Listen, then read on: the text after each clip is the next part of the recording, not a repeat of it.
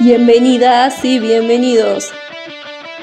Desde este momento, Miguel López, tratar de escudriñar y buscar cuál es la vuelta y Juan de las Alfonso, otra manera de ver las cosas, se encargarán de contarte lo que los grandes medios de prensa no pueden decir. ¿O será que no quieren? Ya comienza El Ojo en la Oreja, otro punto de vista para escuchar.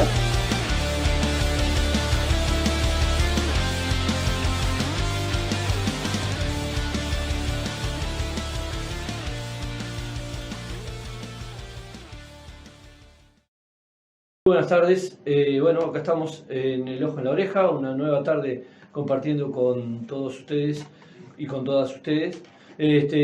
Con Juan Alfonso acá, buenas tardes Juan, ¿cómo andás? muy buenas tardes tengan todos ustedes, otra vez acá, la 103.3. Vamos a recordar primero y antes que nada que se pueden comunicar con nosotros a través de elojoenlaoreja@gmail.com. Nos pueden mandar un correo para proponer, para discutir, para lo que sea. Bien, para opinar. Para opinar. Y bueno, y nos contactamos con ustedes. Y bueno, por ahora es el medio de comunicación entre ustedes y nosotros. Por lo menos el más directo. Porque... Por lo menos el más directo. Y recordar también que en el correr de la semana van a tener este programa también en YouTube, buscando El Ojo en la Oreja, y bueno, lo van a poder escuchar tranquilamente. Muy bien, bueno, un tema, estamos en agosto. Agosto es un mes de recordaciones y un mes de conmemoraciones también, y de, ¿por qué no?, de reivindicaciones, ¿no? Exactamente. El otro día estuvimos con los desaparecidos de la educación, los trabajadores y trabajadoras detenidos desaparecidos de la educación, y hoy la intención era conversar entre nosotros y esperar a ver si tenemos la visita de algunos estudiantes de la zona que habían planteado la posibilidad de venir a hacer uso de los micrófonos. Tenemos y ahí están llegando. Vamos si querés, vamos a un tema musical mientras nos organizamos. Dale. ¿Está? Y ya estamos con ustedes. Bueno, muy bien. Estamos volviendo al aire. ¿Estamos escuchando, Juan? Mira, sinceramente no sé qué estábamos escuchando. Porque estábamos reorganizando acá todo el tema y la verdad... No, pensé que la tenías anotada ahí la canción. No. Es una canción sobre los estudiantes. Eso se lo dejamos al técnico de sonido, al DJ, está. Que pone lo que quiera. ¿Cómo? Buenas tardes. Omar Lima de Liberarse. Claro. Ahí está. Bien de bien. Bueno, muy bien. Bueno, estamos hablando de los mártires estudiantiles y es bueno también, vamos a tener una nota que habla sobre la muerte de Liberarse. Claro, pero antes de eso, o sea, ¿qué pasa? Es digamos, un testimonio de Héctor Lescano y Jorge Landinelli, que bueno, ellos estuvieron en esa época y junto a Liberarse también. Esto, hay que decirlo, que fue extraído de una vieja entrevista del 2015 de La Onda Digital, se llama. Ahí va.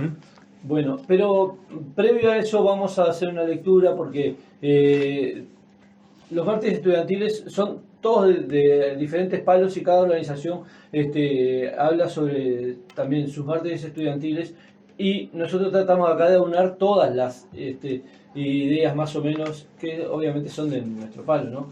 Entonces acá hay un trabajo que impreso por los compañeros de ROE, nos acercaron y hace un preámbulo un poco de lo que fue la muerte de Liberarse y la muerte de Heber Nieto, que fueron bastante cercanas en el tiempo y para nosotros bastante cercanas en el sentimiento también, ¿no? Entonces esto arranca así. A fines de los años 60 comienza a procesarse una escalada represiva contra el movimiento estudiantil, en tanto que la educación se transforma en un espacio combativo y protagonista de varios enfrentamientos. Por esa época comienzan a actuar grupos de extrema derecha como la Juventud Uruguaya de Pie, la JUP, y el Escuadrón de la Muerte, vinculados a las fuerzas represivas. En agosto de 1968 se produce el primer asesinato de un estudiante, Liber Arce, durante una movilización estudiantil. A partir de allí, 8 estudiantes más fueron asesinados. El inicio de los años 70 estuvo signado por distintas confrontaciones políticas que eran acompañadas por los gremios de estudiantes, quienes se pronunciaron y manifestaron contra las medidas prontas de seguridad y apoyaron huelgas como la de los frigoríficos y la de los bancarios. En este contexto, el Poder Ejecutivo interviene la enseñanza secundaria y la UTU. Y en ese mismo contexto, los estudiantes de la IEC, solidarios con el conflicto de Sixa, realizaban peajes en la puerta del centro de estudios. Allí se dieron enfrentamientos y pedreas con un chofer de ómnibus de Honda que responde con tiros de arma de fuego. Otros estudiantes que se encontraban en la azotea del instituto realizando la carpeta asfáltica para la construcción de nuevos salones, producto de las conquistas de la lucha estudiantil, también respondieron con pedradas. Luego de recobrar la tranquilidad, los milicos arremetieron. Se perpetran, se preparan para ir contra la juventud luchadora, contra los brazos solidarios. Armados hasta los dientes, los lanzagases y con fusiles de mira telescópica, encargados tiempo antes por el nefasto personaje de Armitrione como entrega especial para las fuerzas represivas uruguayas, y allí dieron muerte a nuestro compañero el monje, aquel joven de 16 años a punto de cumplir sus 17 primaveras, nuestro joven compañero, el de la túnica azul de trabajo, el militante de la ROE y de la FAO, el joven anarquista que dio su vida ejerciendo la solidaridad con los y las de abajo. Hoy lo homenajeamos y lo recordamos una vez más en la lucha y haciendo nuestra su bandera libertaria. Y acá hay una pequeña crónica que dice así: pero un rato después llegan efectivos por Mercedes, llegaron hasta Sierra, hoy Fernández Crespo, 2 chanchitas repletas de efectivos, junto a 3 automóviles Maverick del tipo que usa la Dirección Nacional de Información e Inteligencia. Pocos minutos después llegaron otros 2 vehículos similares, de uno de los cuales, junto a los hombres de particular que descendieron, estaba el jerarca que dirigió todo. Finalmente llegó el último Maverick, del cual vimos sacar los 4 rifles con miras telescópicas. Estos fueron repartidos entre quienes no llevaban uniforme. Entonces, a partir de esto, que ya sabemos cómo termina, con la muerte de Heber Nieto, se dieron diferentes escaladas violentas que después, bueno, terminaron también en la muerte de muchos trabajadores. Y a mí se me ocurre ahora, ¿no? Los de la 20, los claro, trabajadores sí, en una sucesión movilizaciones. de muertes, ¿no? De tantos estudiantes, trabajadores, ¿no? O sea, a ver, para la represión, estudiantes y trabajadores eran parte del pueblo y eran el enemigo. Sí, ¿no? Además también, tanto como Heber como Liberarse eran a su vez trabajadores que estaban cumpliendo también un doble rol, ¿no?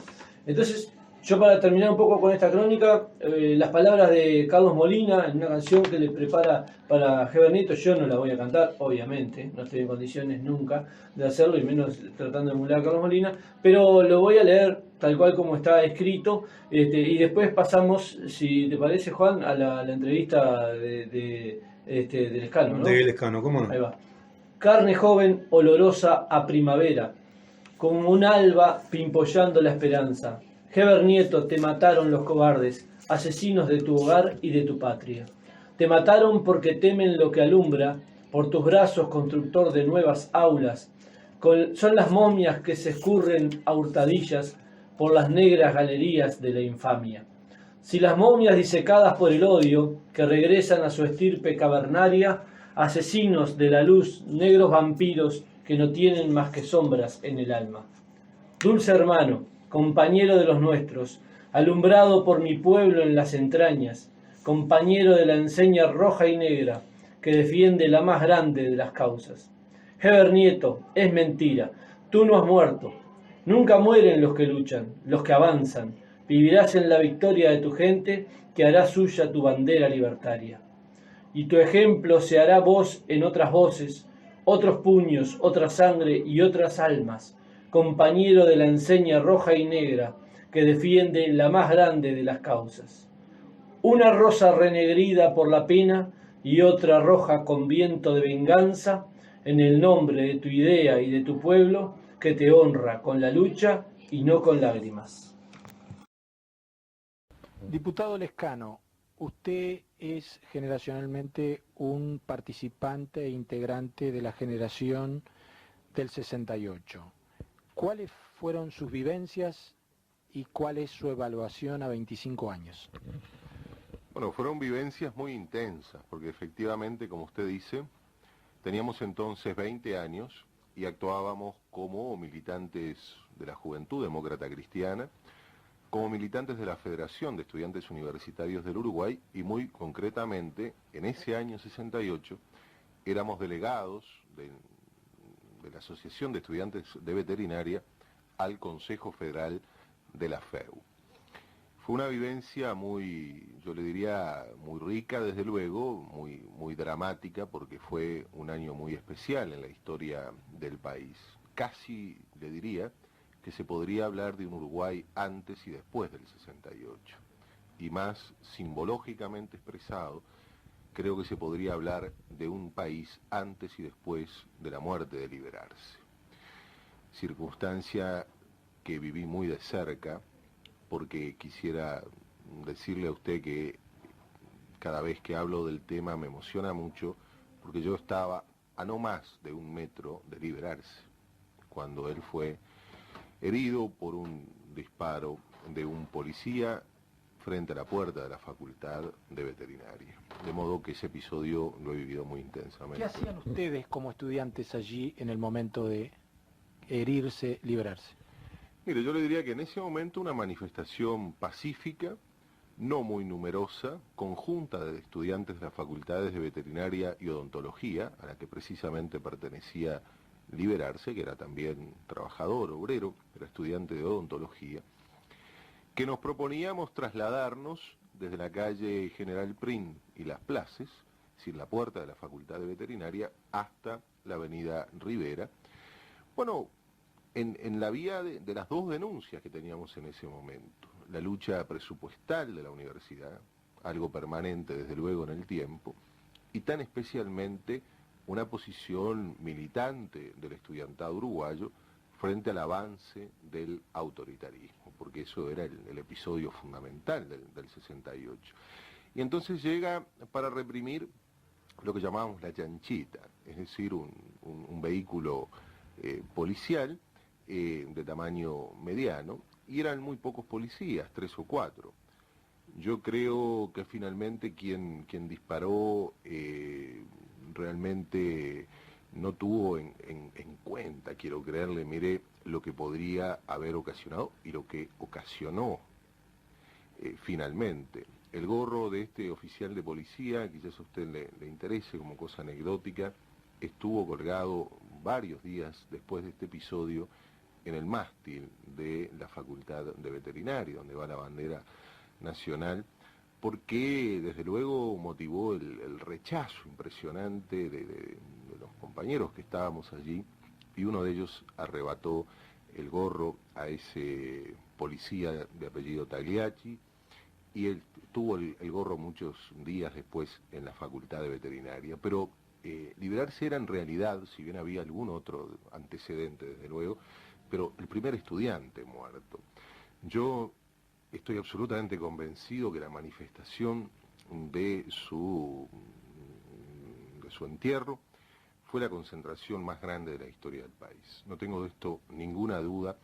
Yo le diría que después estuve en la organización de aquella famosa jornada del 27 de noviembre, cuando el pueblo se congrega en el obelisco, ya en un momento alto de lucha contra la dictadura y por el reclamo de la democracia, o en algunas otras grandes concentraciones nacionales. Pero como la de ese día, en la que tuve oportunidad de recorrer todo el largo recorrido desde una motoneta, porque yo formaba parte de la comisión de organización, cuando la avanzada del cortejo estaba ingresando al cementerio del Buceo, efectivamente todavía había gente muy cercana a la Universidad de la República. De manera que estamos hablando de decenas y decenas de cuadras, con el hecho además significativo de que la gente tiraba flores y estaba en el costado de la vereda. Es decir, no solamente debemos contar la gente que estaba participando, era un Uruguay distinto. El Uruguay se sacudía, este Uruguay que vivió durante tantos años la larga siesta de ser un país sin mayores conflictos y tensiones sociales. Creo que sería un error pensar que el movimiento estudiantil uruguayo puede ser entendido como un fenómeno reflejo de un movimiento planetario con epicentro eventualmente en el Mayo francés o en alguna de las otras realidades importantes que se dieron en ese año. ¿Qué características puede ubicarse en el Uruguay para ese movimiento? Hay ciertas características peculiares. La primera es que el movimiento estudiantil uruguayo, y específicamente el movimiento universitario, aparecen como parte de un proceso mucho más complejo de movilización social. Cronológicamente iniciado antes de mayo, de grandes movilizaciones sociales, de grandes movilizaciones sindicales, de movilizaciones estudiantiles.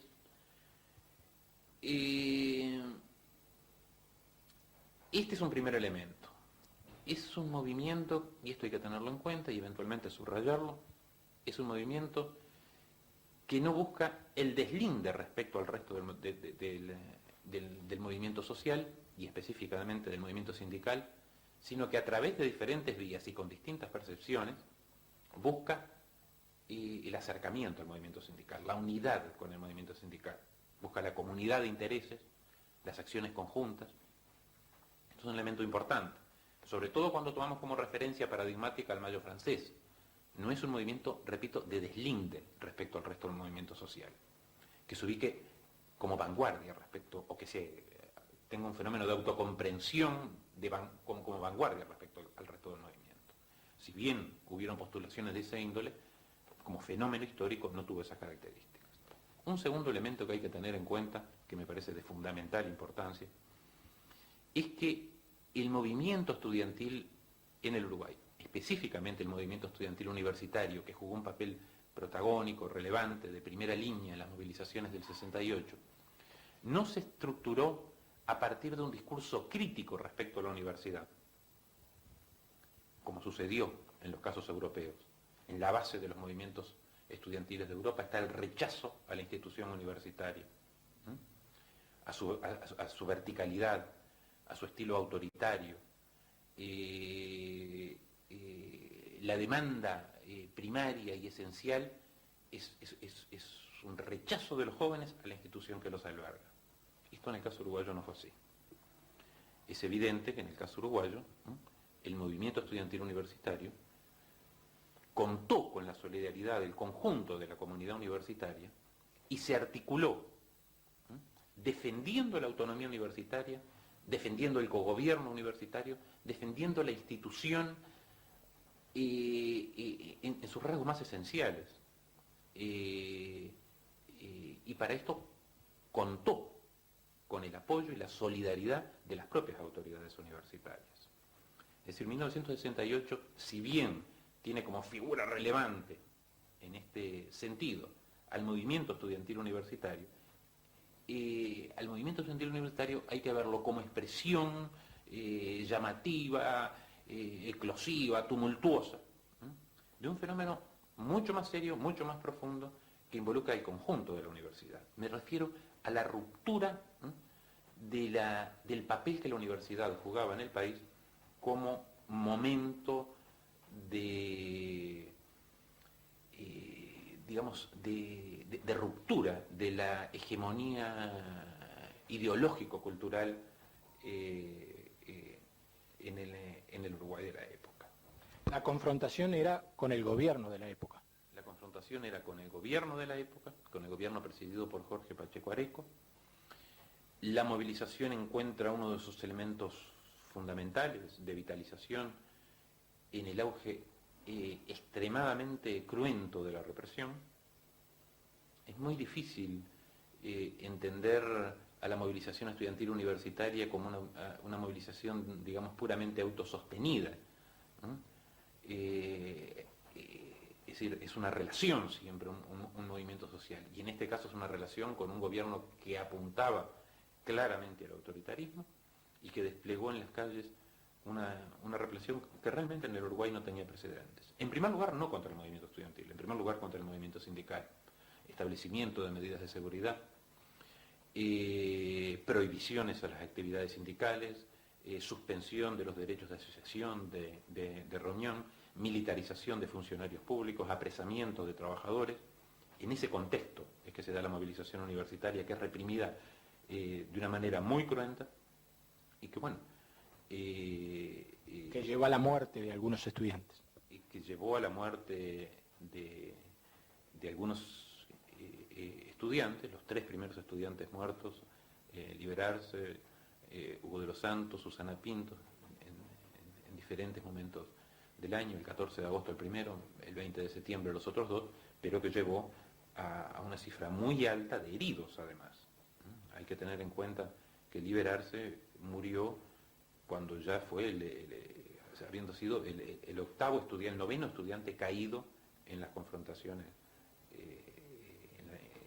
con la fuerza represiva, la novena víctima de las fuerzas represivas. Y Hugo de los Santos y Susana Pinto fallecieron en una noche en la cual, según un informe del Sindicato Médico del Uruguay de aquella época, hubieron más de 100 heridos de perdigones, muchos de ellos con heridas totalmente irreparables, ¿no? Randinelli, ¿qué imagen recuerda usted o retiene de aquellos momentos? ¿Cuál ha sido la imagen más fuerte que usted ha podido mantener? Son muchas, y quizás de diferente índole, pero creo que el entierro de Liberarse el 15 de agosto del 68 fue lo más impactante. La muerte de un estudiante, su velatorio en la universidad, el flujo de pueblo sobre la universidad, cubriendo su explanada primero, las calles de los alrededores, envolviendo a la universidad con ofrendas florales, el paro de los trabajadores, y la concurrencia en silencio con crespones negros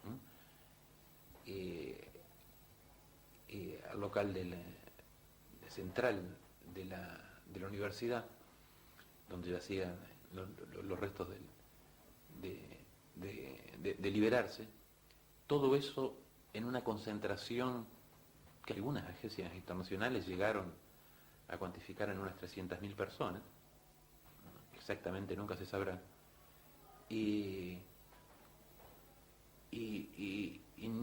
con una gran atmósfera de silencio. Yo diría, si tengo una impresión, es ver a esas decenas de miles de personas, quizás esas 300.000 personas, cubriendo una inmensa parte del centro de la ciudad, en medio de un absoluto silencio.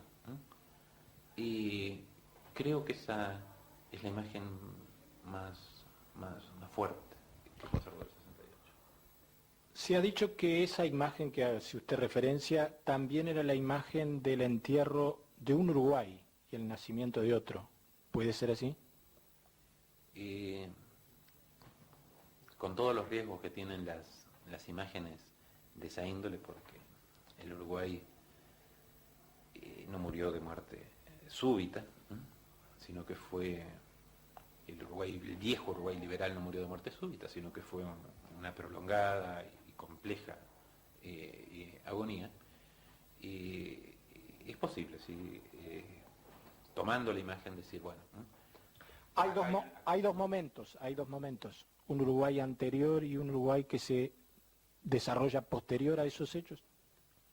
El 68 es un momento de inflexión, sin duda, en muchos sentidos, y lo es también en este. Es decir, un Estado que deja totalmente de lado la encarnación del interés colectivo, la encarnación de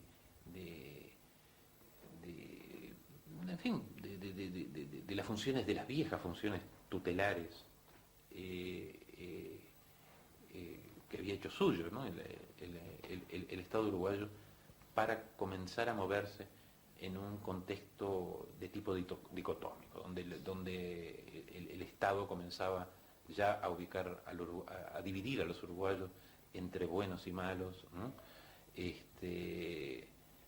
Donde el Estado no aparecía con un carácter inclusivo, como una representación general, sino que aparecía como un instrumento muy claramente dibujado de una parte de la sociedad contra el resto.